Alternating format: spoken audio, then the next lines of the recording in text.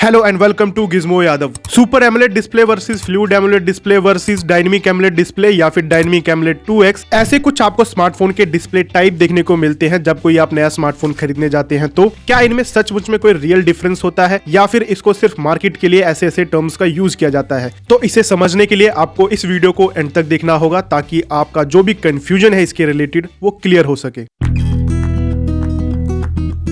अब अगर आप इन display types super AMOLED display, fluid AMOLED display, dynamic AMOLED display etcetera, इन सब पे अगर आप थोड़ा फोकस करेंगे तो इसमें आपको जो एमोलेड वर्ड है ये कॉमन नजर आएगा। तो इससे हमें ये तो समझ में आता है कि ये जो अलग अलग डिस्प्ले टाइप्स हैं इसमें आपको जो बेस टेक्नोलॉजी है वो तो एमोलेड ही देखने को मिलती है या फिर कहें ओलेड ही देखने को मिलती है। अब जिसे एमोलेड या फिर जो ओलेड डिस्प्ले है ये कैसे काम करती है इसके बारे में नहीं पता, तो उसके लिए थोड़ा सा एक्सप्लेन कर देता हूं सिंपली। अब हम जो स्मार्टफोन में कोई भी इमेजेस या फिर जो पिक्चर्स देखते हैं स्मार्टफोन की स्क्रीन पे वो छोटे छोटे पिक्सल्स से मिलके बनी होती है। अब ये जो पिक्सल्स हैं ये सब पिक्सल से मिलके बनते हैं जो कि रेड, ग्रीन, ब्लू कलर्स के होते हैं जिनको हम प्राइमरी कलर्स भी बोलते हैं। और इन तीनों का यूज करके हम ये जो अलग अलग तरह के पिक्सल्स होते हैं उसको हम बनाते हैं और एट द एंड आपकी जो कंप्लीट इमेज है वो तैयार होती है। अब जो एमोलेड डिस्प्ले होती है उसमें ये जो तीन प्राइमरी कलर्स है रेड, ग्रीन, ब्लू, इसको बनाने के लिए हम एक ऑर्गेनिक मटेरियल का यूज करते हैं जिसमें कि अगर करंट को पास किया जाता है तो हमें ये जो कलर्स हैं रेड, ग्रीन, ब्लू ये देखने को मिलते हैं। अब आप जो एमोलेड वर्ड है उसको देखेंगे तो इसमें जो लास्ट वर्ड है ओलेड वो यही सिग्निफाई करता है कि इसमें ऑर्गेनिक मटेरियल का यूज हुआ है जिसकी फुल फॉर्म होती है ऑर्गेनिक लाइट एमिटिंग डायोड।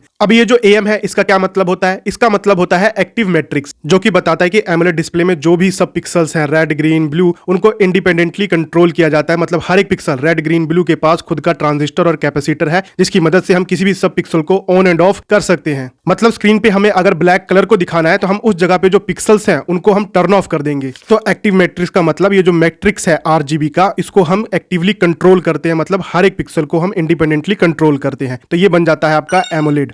अब बात करते हैं हमारे मेन टॉपिक के ऊपर जो कि है सुपर एमोलेड या फिर जो अदर डिस्प्ले टाइप्स हैं उनमें क्या डिफरेंस होता है। पहले बात करते हैं सुपर एमोलेड के बारे में। तो ये जो सुपर एमोलेड वर्ड है ये ट्रेडमार्क है सैमसंग का। मतलब जो अदर स्मार्टफोन कंपनीज हैं वो तभी इस वर्ड का यूज कर सकते हैं अपने स्मार्टफोन को मार्केट करने के लिए अगर उसने सैमसंग का डिस्प्ले पैनल लिया हो और उनके पास इसका लाइसेंस हो। अब सुपर एमोलेड डिस्प्ले से पहले जो पुरानी एमोलेड डिस्प्ले होती थी उसमें जो टच लेयर होती थी वो एक सेपरेट लेयर होती थी। तो सैमसंग ने दिमाग लगाया और ये जो टच लेयर है इसको डायरेक्ट जो डिस्प्ले है उसके साथ ही इंटीग्रेट कर दिया। तो मतलब जो हमें एमोलेड में एक सेपरेट टच लेयर देखने को मिलती थी वो सुपर एमोलेड में वो गायब हो गई, जिससे जो टच रिस्पॉन्स है डिस्प्ले का वो बढ़िया हुआ। इसके अलावा जो डिस्प्ले है ओवरऑल थिन हुई और रिफ्लेक्शंस को कम करने में हेल्प मिली। अब इसका मतलब ये नहीं है कि जो सैमसंग है सिर्फ वही अपने स्मार्टफोन पे ये जो टेक्नोलॉजी है जिसमें जो टच लेयर है वो डिस्प्ले के साथ इंटीग्रेटेड होती है या फिर कहें ऑन सेल और इन सेल होती है वही दे सकता है और जो स्मार्टफोन कंपनीज है वो नहीं दे सकती। आज के समय जो मॉडर्न एमोलेड पैनल्स हैं उन सभी में आपको ये जो टेक्नोलॉजी है जिसमें टच लेयर इंटीग्रेटेड होती है वो देखने को मिलती है। बस जो अदर स्मार्टफोन कंपनीज है वो इस सुपर एमोलेड वर्ड का यूज नहीं कर सकती अगर उनके पास लाइसेंस नहीं है। तो वो सिंपली जो जनरल नेम है एमोलेड उसका यूज कर सकती हैं या फिर अपना खुद का कोई अलग से नेम बना के उसको मार्केट कर सकती हैं। जैसे कि वन प्लस करता है, वो अपनी जो स्मार्टफोन की डिस्प्ले है उसको मोस्टली फ्लूइड एमोलेड डिस्प्ले करके मार्केट करता है। अब जो फ्लूइड एमोलेड डिस्प्ले है इसमें जो मेन हाईलाइट होता है वन प्लस का वो ये होता है कि आपको जो स्क्रीन है वो स्मूथ मिलेगी, मतलब आपको हायर रिफ्रेश रेट देखने को मिलता है जैसे कि 90 हर्ट्ज या फिर 120 हर्ट्ज। अब इसका मतलब ये नहीं है कि जो फ्लूइड एमोलेड डिस्प्ले है वन प्लस की वो कोई डिफरेंट डिस्प्ले टेक्नोलॉजी है जो कि एमोलेड से अलग है। वो भी एमोलेड ही है, बस मार्केटिंग के लिए one plus fluid AMOLED naming का यूज करता है। इसके अलावा आपको यह भी ध्यान रखना है कि अगर फ्लूइड एमोलेड लिखा है वन प्लस के फोन्स में इसका जनरली मतलब ये नहीं है कि उसमें आपको एलटीपीओ का सपोर्ट भी देखने को मिलता हो। एलटीपीओ जो है वो एमोलेड डिस्प्ले की जो बैक प्लेन टेक्नोलॉजी है उसकी इंप्रूवमेंट है जिसमें जो डिस्प्ले है वो डायनेमिकली अपने रिफ्रेश रेट को एडजस्ट कर सकती है। मतलब फोन की स्क्रीन पे आप अगर कोई स्टैटिक इमेज देख रहे हैं तो उसमें जो रिफ्रेश रेट है वो कम हो जाएगा, 1 हर्ट्ज 5 हर्ट्ज पे आ जाएगा, और अगर आप कोई गेम खेल रहे हैं तो उसमें जो रिफ्रेश रेट है वो बढ़ जाएगा। तो ये एडजस्ट कर सकती है डिस्प्ले एलटीपीओ वाली अपने रिफ्रेश रेट को। और ऐसा भी नहीं है कि ये सिर्फ आपको वन प्लस के स्मार्टफोन्स में ही देखने को मिलता है, आपको जो अदर स्मार्टफोन कंपनीज हैं उनमें भी देखने को मिलता है। बस आप जब स्मार्टफोन खरीदें तो उसमें आप अलग से स्पेसिफिकेशन में देखें कि उसमें एलटीपीओ को लिखा है कि नहीं लिखा है।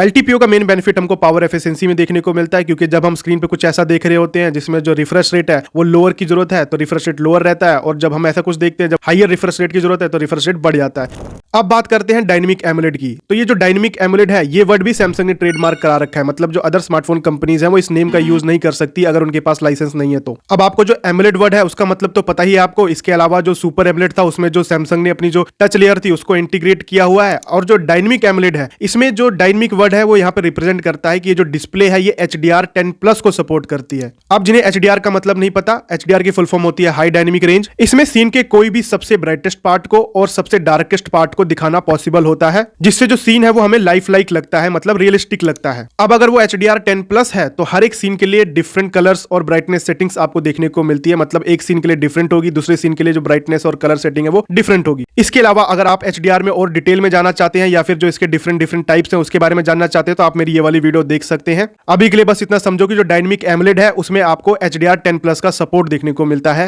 अब अगर HDR का सपोर्ट है तो मतलब जो पीक ब्राइटनेस होगी आपके फोन की वो भी थोड़ी ज्यादा ही देखने को मिलेगी आपको। तो ओवरऑल जो डिस्प्ले पे आपको कलर्स देखने को मिलेंगे या जो विजुअल्स देखने को मिलेंगे डायनेमिक एमुलेट में वो बहुत बढ़िया देखने को मिलेंगे। अब HDR10+ का जनरल मतलब ये नहीं है कि आपको जो नॉर्मल वीडियोस हैं वो भी HDR10+ में आपके फोन पे चलेंगी। ये तभी होगा जब जो कंटेंट है वो HDR10+ में बनाया गया हो। तो नॉर्मल जो आप YouTube पे वीडियोस देखते हैं वो नॉर्मली HDR10+ में नहीं होती। ये सिर्फ आप जो Netflix या फिर जो Amazon प्राइम वीडियोस होती हैं वहां पर जो मूवीज होंगी HDR10+ में बनी हुई उनको आप देख सकते हैं और एक्सपीरियंस ले सकते हैं HDR10+ का। और ये जो डायनेमिक एमुलेट है ये जनरली आपको जो फ्लैगशिप फोन्स होंगे उनमें ही ज्यादातर देखने को मिलेगा। इसके अलावा ये जो नेमिंग है डायनेमिक एमुलेट ये भी आपको जो सैमसंग के फोन्स होंगे उनमें ही देखने को मिलेगा या फिर अदर कंपनीज अगर उसके पास लाइसेंस है तो। बाकी ये जो HDR10+ का सर्टिफिकेशन है ये आपको जो अदर स्मार्टफोन कंपनीज है उनमें भी देखने को मिलेगा, बस आपको अलग से हो सकता है आपको स्पेसिफिकेशन में जाके देखना पड़ेगा कि ये HDR10+ को सपोर्ट करता है कि नहीं। सैमसंग के फोन्स में आपको ये हेल्प मिल सकती है, अगर आप डायनेमिक एमुलेट का नाम देखते हैं तो वहां पर आप एज्यूम कर सकते हैं कि इसमें HDR10+ का सपोर्ट है। अब बात करते हैं हमारे अगले टाइप की जो कि है डायनेमिक एमुलेट 2x। ये जो डायनेमिक एमुलेट 2x है ये एक्सटेंशन ही है डायनेमिक एमुलेट का। इसमें जो रिफ्रेश रेट है उसको बढ़ा दिया गया और इसमें जो रिफ्रेश रेट है वो आपको 120 हर्ट्ज तक का देखने को मिलता है, मतलब जो रिफ्रेश रेट है वो 2x कर दिया गया, 60 हर्ट्ज से 120 हर्ट्ज कर दिया गया।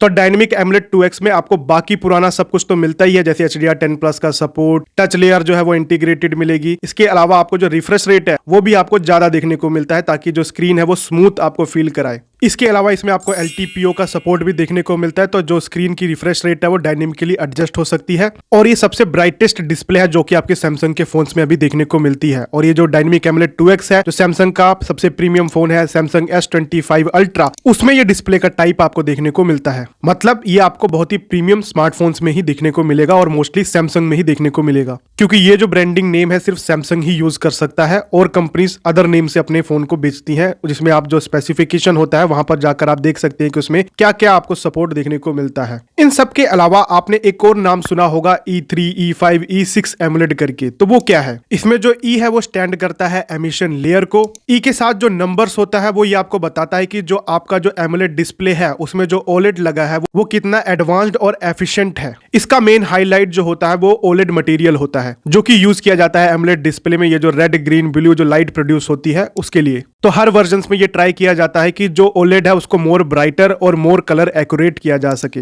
अभी E6 वर्जन जो है वो सबसे लेटेस्ट है। तो ये थी पूरी वीडियो। एट द एंड में आपसे यही कहना चाहूंगा कि जब आप कोई नया स्मार्टफोन लेते हैं तब खाली ये जो मार्केटिंग नेम्स हैं इसको देखने के बजाय आपको प्रॉपर स्पेसिफिकेशन में जाके देखना चाहिए कि उसमें आपको जो स्मार्टफोन है उसकी जो डिस्प्ले है उसमें आपको पिक्सल पर इंचेस कितने देखने को मिलते हैं। इसके अलावा उसका रेजोल्यूशन कौन सा है, फुल HD है, 2K है, 1.5K है, QHD है, क्या है, उसमें आपको मैक्स ब्राइटनेस कितनी देखने को मिलती है। तो इस तरह के जो इंपॉर्टेंट एस्पेक्ट्स होते हैं इस फोन के वो भी आपको देखना चाहिए। बाकी अगर आपको ये वीडियो इन्फॉर्मेटिव लगी हो तो आप वीडियो को लाइक कर सकते हैं, चैनल पे नए आए हैं तो चैनल को सब्सक्राइब कर सकते हैं। मैं मिलता हूं अब आपको अपनी अगली वीडियो में, तब तक के लिए धन्यवाद।